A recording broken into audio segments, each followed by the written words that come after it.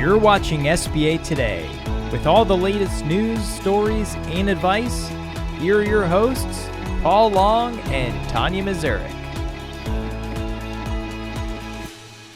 Welcome to SBA Today for the week of April 22nd. I am Paul. And I'm Tonya. And hey, first off, we want to give a big shout out to Res Title for sponsoring the show. But awesome. But first, Merry Christmas! Woo! It's Christmas in April. Today, we either get a new car or we get new underwear. We'll see which one we get because we get the new SOP 5010 8. 8. 8. It's good, and it sure looks a lot like 6. So you know what's funny? The 8 is the infinity sign. Do you think that maybe we're going to keep this for infinity? No. Anyway. Or maybe they'll just rename it altogether, and they'll just who knows? So we'll have plenty to talk about next week. Yeah, but first, let's get into the news. Yeah, and the funny thing is, I want to let you guys know, Paul's like, oh, after you introduce, just stop for a second. I've got something for you. But he wouldn't tell me what it is because this is the crap he does to me. I'm telling you guys, this is what I deal with. Just keep on your feet, your toes. Come on now. Just saying. All right. So anyway, let's get into the news, guys. Today, as we have all been waiting for, holding our breath, turning purple, all that fun stuff. Yeah, today is the day, and it's no longer do what you do when it comes to servicing. Imagine that. Anyway, all right. So SBA will apply the requirements of SOP 5057 in effect when the servicing action was taken. All right. Now pay attention here, right? Mm-hmm. The changes will apply to all guaranteed purchase and servicing decisions made by SBA on or after the effective date of this notice. And the effective date of this notice is April 15th, 2025. All right, guys, for the purposes of determining lender compliance with SBA loan program requirements, SBA will apply the following standards.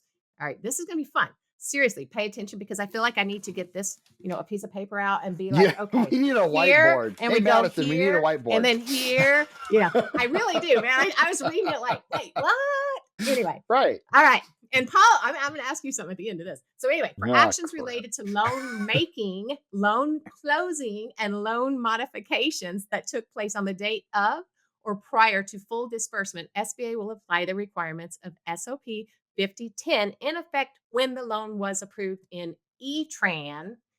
And for all other servicing actions that took place after full disbursement, SBA will apply the requirements of SOP 5057 in effect when the servicing action was taken. All right. Now, Paul. I know, right? You're part of the servicing piece. I mean, it took me a second, right?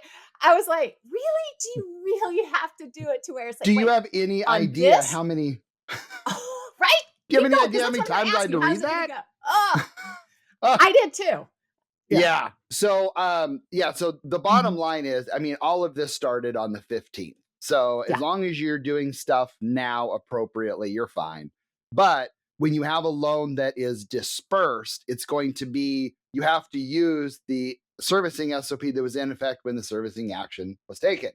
So you have to pretty much save old SOPs or make sure you link that on the SBA site, because that's going to be a critical piece to your ongoing servicing, because you may have to go back 5 or 6 SOPs in order to make sure you're doing the servicing. So my servicing friends out there, dear God bless you. You got job security. I just feel like it just made it so much more difficult of trying to figure out which time frame that you're doing. And then each thing's going to be in a different time frame potentially. So I'm sitting there going, oh boy, I'm glad I don't do servicing. But here's the deal. This is what it was before. This was back in the 6 when things were complicated. If you think this is complicated, wait until about a half an hour from now. It's going to it's going to take us back. So those who are new to SBA lending, say in the past 2 years, welcome to real SBA lending, because it's going back. I'm gonna put It's my meditation space in the back here, and y'all are just gonna see me on here, and I'm just gonna be like, I'm just gonna be oh. back in my cozy chair back here with some gin and my highlighter and go to town. Yeah, there you go. All So right. and so other things that were on there too. So they were talking about if there was an early default on the loan, documentation verifying that any equity injection required by the loan authorization, E-Trans, terms and conditions, or other loan documents was made, that it comes from a source consistent with the 10 effect when that loan was made. So the bottom line is equity verification is back, is what that is saying. And so that is a very important thing. Now, also one thing I want just to give a preview is it says E-Tran terms and condition. Notice it did not say E-Tran authorization. So the authorization is not back. And I think that's a good thing. It actually sounds a bit easier. Well, who knows? We'll see. That one piece. It does. But again, I think there's a lot of lenders out there that didn't put everything in the 7 into effect in their departments. And for those that kind of waited and kind of, did what was prudent, I think you're not going to have as much as a heart attack as some of the others that could on this. So yeah. But then there's more. Keep going, There's Tonya. always more. It's kind of like, it's like the shows or the shopping shows. But wait, there's more, because there always is, right? All right. So also it says they're going to remove lender's failure to properly document a material portion of any injection of cash or non-cash equity in the borrower's, I'm reading this, the borrower's business that was required by the standard processes the lender uses for its similarly sized non-SBA guaranteed commercial loans. Anyway, basically, again, it's changing the wording. And honestly, I mean, this is kind of better, because it's taking it from the standard processes the lender uses for its similarly sized non-SBA guaranteed commercial loans, and it's taking it to loan authorization, E-Tran terms and conditions, or other loan documents. I mean, that's the biggest thing. I mean, it's the wording is changing, but I think it actually makes it a little bit less confusing in a way. Yeah, we're Thoughts? anything that you saw in there that says, whatever you do with your normal, like they probably did a control F in the SOP and just went delete, delete, delete for every sentence that went, because that's where clarification was needed. So I'm also curious how many new pages, like, did we add 100 new pages? Did we add 50? I don't know.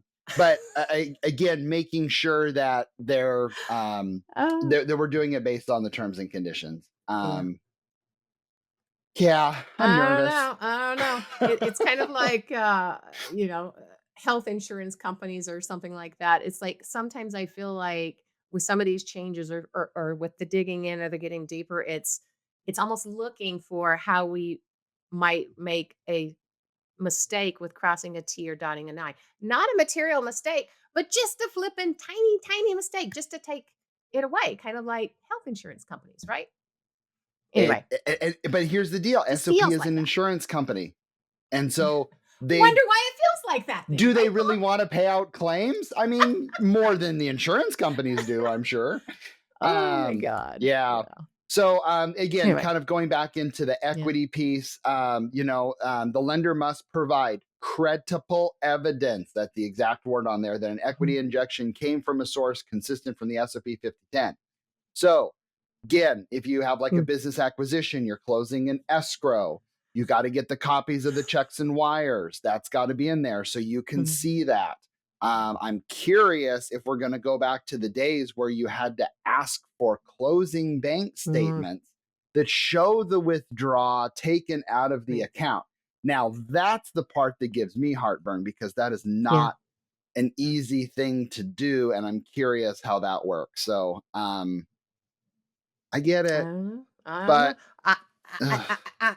could it be that nowadays it's not going to be that it's acceptable to show a picture of the mattress that the money came out of, because why not? Ooh, it reminds me of when Uber Eats and they're like, can you show us a picture that you didn't receive your food?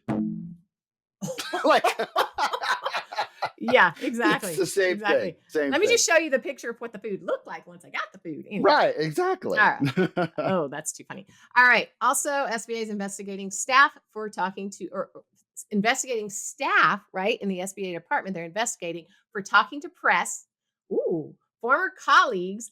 And yeah, I think that's so funny when I was reading that. I don't know. I mean, I get a little discombobulated here because it just cracks me up. Don't talk to your former colleagues. Don't, because anything that comes out of your mouth might be a problem, right? But no, I mean, come on. What they're saying basically is common sense. Don't talk to the press. No kidding. I can't talk to the press either, or my bank would have a problem with it as well. But I mean, I don't know. How do you see this? It's like, okay, so what it says is disclosing confidential information or unauthorized communications to the media can have serious legal consequences, including criminal penalties, depending on the nature of the information and the applicable laws, the memo states. This message will serve as your only warning. Agency employees are not permitted to discuss SBA non-public, pre-decisional, or confidential information with anyone outside of the agency. No kidding.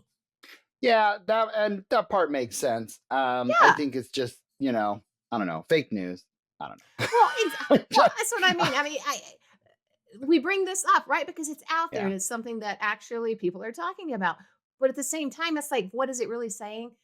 Yeah, the same thing that any of us should know with any common sense, basically, is how I see True. this. Well, I think another But thing is too is, and I don't know if you've noticed this or just because I've reached out to a few that are no longer with SBA, oh, right. to see if they can pop on our show or any of the family of shows.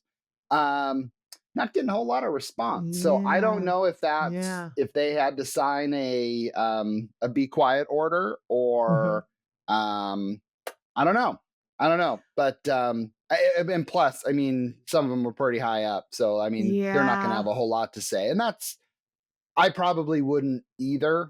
I was just thinking to Just say, Paul, think about it. what Same would I random do? thing, because you don't know what's fixing to happen. I mean, Nope. hey, they might be rehired and put right back on. But would they be if See, they spoke? I mean, well, exactly. I just mean, saying. again, Diana Seaborn Ah, she's gone. coming back. Well, she is Anyway. back, but again, Well, that's what I do you mean. think she would be back if she was afterwards? Probably not. So Right. And we again, reached welcome out back, to her, Diana. and Yep. anyway, yeah. We're so Anyway, glad to have you back, though. we're Love so it. glad. So glad. So, last but not least, Yeah. there was a very interesting image that our friends at Lumos did. By the way, I'm now a Lumos customer and highly Ooh. recommended. But no, they're not a sponsor of the show yet. I'm like, are you Um, recommending them, or are you highly recommended by them? Because that just came out. Like, I think well, Paul's no. highly recommended by- I Anyway. recommend them. I have no idea I if they know. recommend me or not. But Ah. there was a chart that they put out about Mhm. evaluating a small business's loan risk. And this one I like is it. very interesting. 1 out of Yeah. 5 banks use a business credit score. 1 out of 5. Okay. Yet 9 out of 10 banks use a personal credit score. 9 out of 10. So it's Mhm. like, whoa, interesting. I mean, it's my opinion, and only Paul's opinion, that That's all that business matters, credit Paul. scores are freaking pointless. Yeah. I think you look at it for 5 seconds to make sure there's not a bomb in it, and then you move on. Where a Yeah. personal credit score, you kind of walk through it, okay, Yeah. you got mortgage, you got credit card, how's your score? How is the score determined? Like, you kind of dive into it a little bit more and it tells you more. Right. So yeah, and I think that's Well, what do you do, Paul? Let's just talk about that. What do you do? well, What do you guys- now I use Lumos, but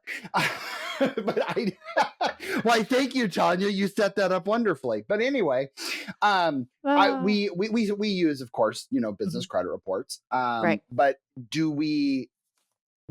we're Focus always highly going to in- put more effort in the personal credit report. And Yeah. anytime I'm doing educational talks or anything like that out there, I'm always talking about, don't focus on business credit. I mean, don't have bad business credit, but Right. don't focus on it. Worry about your personal credit, because that's 100%. what's the most important. And that just needs to be a big reminder to everybody out there on there. Well, and that's I mean, think about it. Well, startups, they're not going to have business credit anyway, right? But Yep. what you do with your personal is kind of going to flow over to what you do with your business. If 100%. you can't handle your personal finances, if you are having challenges in that department or have Hmm. something that has created a character flaw or issue, guess what? Hmm. It's going to carry over into your business. It's just going to. That is how this works. It is not business over here and I'm going to be I'm going to be really good there, but my personal is going to fall apart. Well, I don't know. You're talking to me who, has my personal emails that are like 74,000 personal emails, but I take care of my business emails. Oh, you hush. Oh, I just had to talk about it yesterday because I missed an email. Yeah, imagine that. I forget my personal side when it comes to emails. But anyway, yeah. So we also focus heavily. I mean, we run it. If there's a score out there, we will run it. Mhm. However, we focus extremely heavily on the personal score. I think it Yep. says so much about somebody. As it should. It Absolutely. should. So Exactly. here's an interesting fact. Okay, and this isn't on our script, but I just thought of it, and so I'm sure you're scared. Paul, Um, I'm uh, just used to this. I'm just so used to it. okay, let's say for example, Okay. you're on your. I'm just gonna make up a number. Your 6th divorce. Should that make a credit decision? What do you mean? Because of what happens in the divorce? Because of how Because many? Because if you no, if we're talking about I'm just asking a question here. Because I mean, you think about whatever, it, okay? Mister has never been divorced, and I'm divorced I twice. haven't, but I think he's actually saying, Tanya, are you on your way to this? No, I am not on my way to no, sex. I wasn't throwing you under the Not bus. no. But here's the thing. I don't think it does because, well, one, I can speak from the side of having been divorced before, right? And sometimes it has zero to do. Well, no, it always has to do with That's you a good. because it takes two. But there are That's things true. that sometimes You're right. create it going a different direction that you might not have had any control on, right?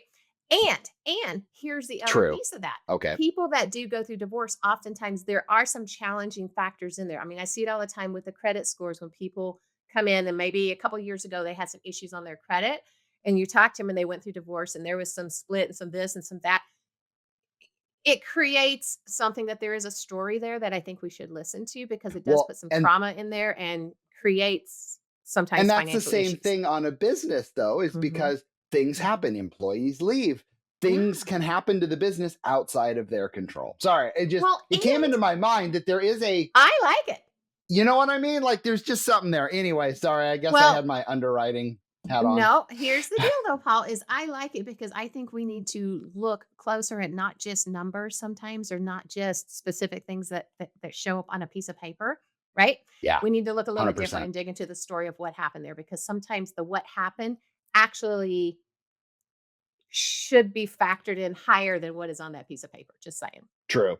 Ooh, Yeah. here's a good one. Oh, Sorry. I know we're running over, but this is an here we go. interesting topic. Here we are. Like it all goes back to character, right? It So does. what happens if you have somebody that says, hey, you know what? I just put my house in my wife's name and I'm the only one Mm. applying for the SBA loan, right? Like, does that I kill don't the care what character piece? for Like, me, there's no way, Paul. There's just yep, no way. I don't agreed. care what the reason is. And I've had this happen before. And guess what? It's like, no, that makes zero sense, right? You're living Yep, there. You have something to win by that. And to do that absolutely is a sign to me or a red flag. Something is right. going on and I'm going to At the dig deeper. first issue, they're like, 100%. here you go. Here's the Yeah. keys. If Yeah. that. Yeah. So, No, all right. I don't like Anyways, that. close Anyway, us out. all Sorry, I got right. on my All tangent. right. Don't forget, we're live on Tuesday mornings right here on LinkedIn and YouTube and any platform where you get your streaming, I guess, podcasts, right? Check out our previous episodes, also our family of podcasts, SBA or Art of SBA Lending and BDO Show. Paul and I absolutely love talking with you guys. Connect with us on Yep. LinkedIn. Guys, follow each of us, right? Be our We're on LinkedIn. friend. Come find us. Be our friend. We want more friends. We want more friends. Anyway, yeah, I guess other than that, though, we'll see you next week. Rise up with your big bad selves. And if nobody's told you lately, we think you're pretty daggum awesome. So see ya.